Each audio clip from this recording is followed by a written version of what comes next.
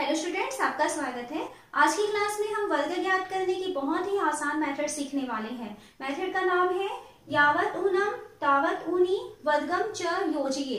Okay, तो ये संस्कृत का नाम है। पहले तो हम इसका मतलब समझ लेते हैं कि क्या मतलब होता है। तो यावत ऊनम तावत ऊनी यानी जो जितना कम है उससे उतना कम कर देना है।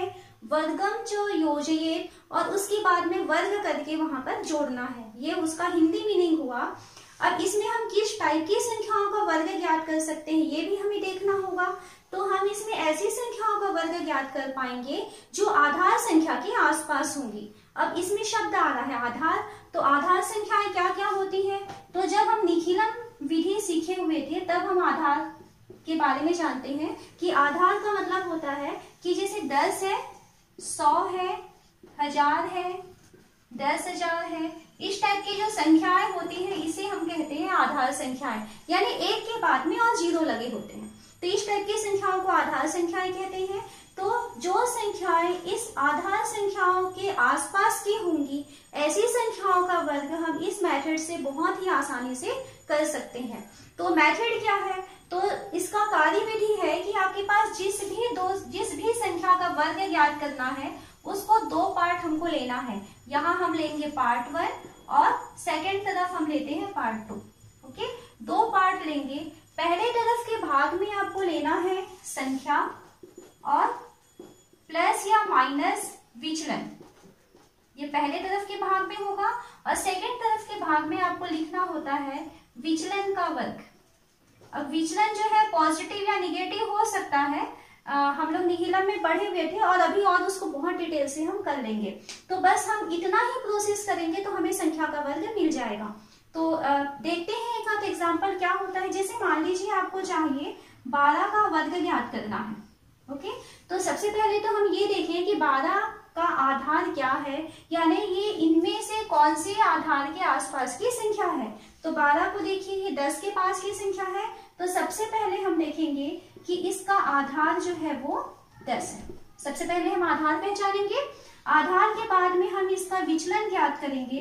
तो विचलन का मतलब होता है कि यह संख्या आधार से कम है या ज्यादा है और कितना कम ज्यादा है।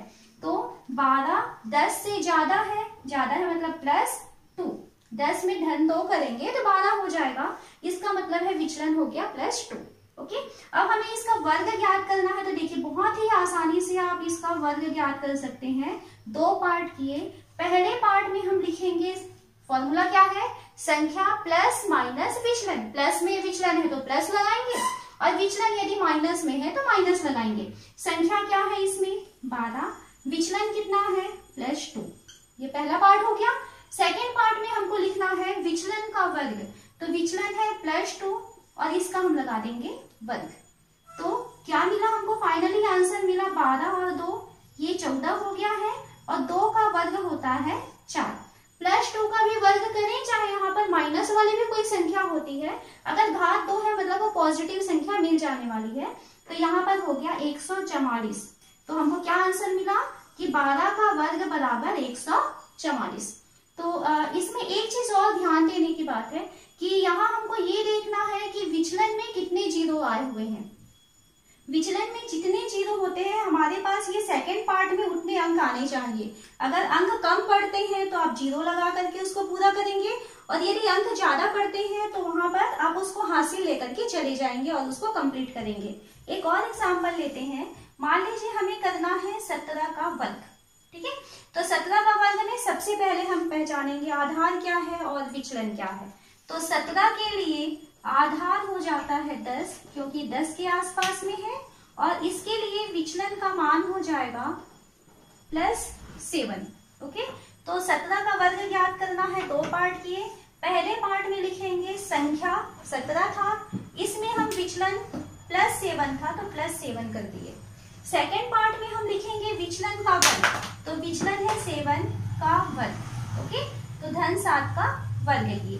अब देखिए क्या हो रहा है, 7 का वर्ग आ रहा है। तो 7 का वर्ग कितना होता है 49।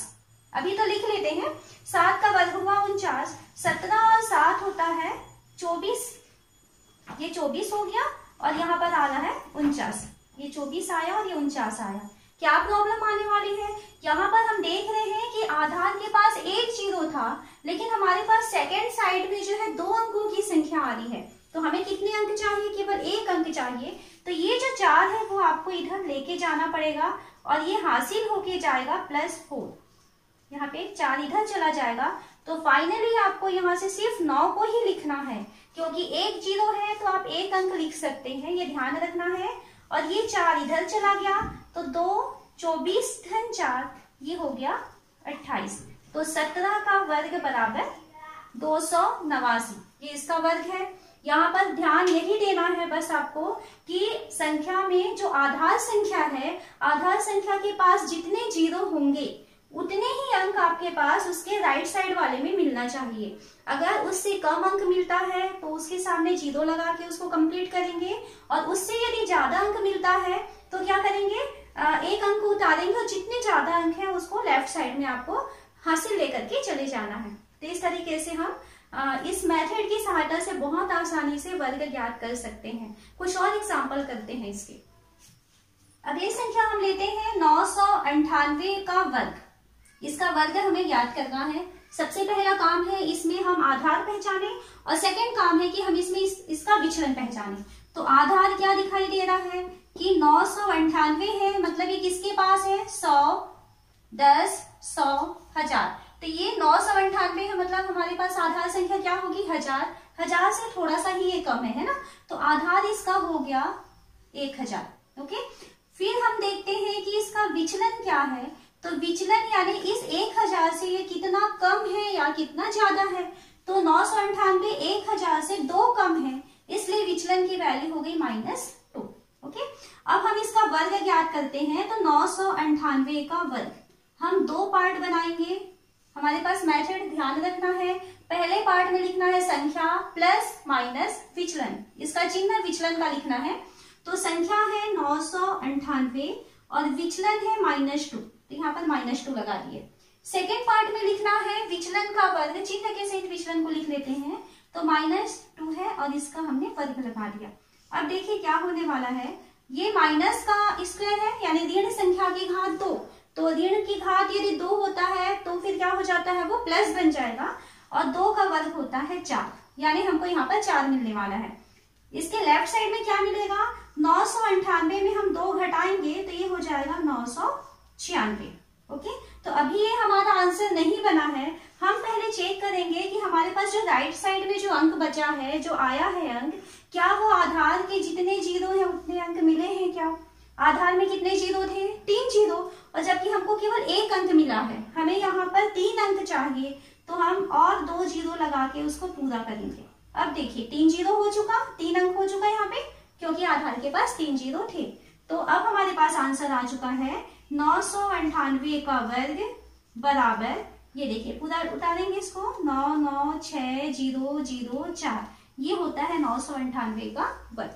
और क्वेश्चन में हमें चाहिए 1003 का वर्ग।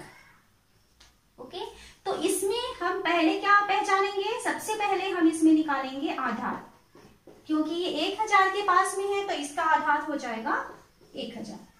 फिर उसके बाद हम सेकंड इसमें निकालेंगे विचलन, तो क्योंकि ये 1000 से 3 ज्यादा है इसलिए इसका विचलन हो गया +3। अब हम 1003 की घात 2 निकालेंगे तो 2 खंड बनाएंगे। पहले खंड में हम लिखेंगे संख्या प्लस माइनस विचलन। संख्या है 1003, विचलन है +3। ठीक है, जितना विचलन है उसको प्लस कर दिए, माइनस में रहता, देखो यहाँ पे माइनस में था तो उस चिन्ह के सहित हमें -2 लिखा हुआ था। अब सेकेंड तरफ हमें लिखना है +3 का स्क्वायर। अब आंसर 3 का वर्ग यानी 3 तिया 9, तो यहाँ पर हमें मिलने वाला है 9, और यहाँ हमें मिलने वाला है 1003 के साथ 3 हमें और जोड़ देना है, तो ये हो जाएगा 1006। अब हम क्या देखेंगे, जो इसका राइट साइड है उस राइट साइड में हमारे पास कितने अंक आए हैं? 1 अंक आया है, जबकि 1000 में कितने जीरो थे? 3 जीरो थे, तो हमें यहाँ पर 3 अंक मिलना चाहिए था, तो हमें 1 अंक मिला है, तो बाकी के 2 अंक हम जीरो लगा के पूरा करेंगे। तो अब हमारे पास आंसर आ चुका है 1003 का वर्ग बराबर 1006,009। तो इस मेथड से आप बहुत ही आसानी से आधार संख्या के आसपास वाली संख्याओं का वर्ग ज्ञात कर सकते हैं। तो आप इसके और भी क्वेश्चंस आपकी बुक में दिए हुए हैं, इसको अच्छे से प्रैक्टिस कीजिए। और यदि आपको आज का वीडियो अच्छा लगे तो प्लीज इसे आप लाइक कीजिए और अपने दोस्तों के साथ इसे शेयर कीजिए। और यदि आपने हमारे चैनल को सब्सक्राइब नहीं किया है तो आप उसे सब्सक्राइब कीजिए।